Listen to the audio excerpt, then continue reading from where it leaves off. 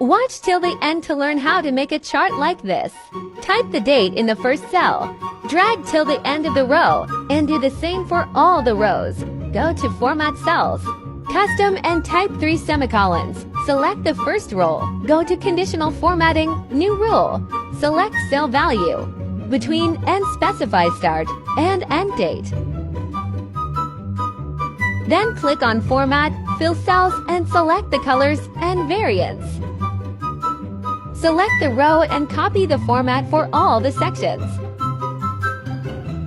Do the same for the task rows in Conditional Formatting, Cell Value, Between, Start and End Date.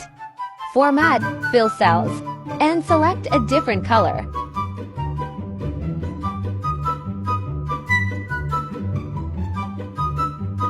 Select the row and copy the format for all the tasks. Now go to Format Cells, Border, and give the format you like. Like and follow for more hacks.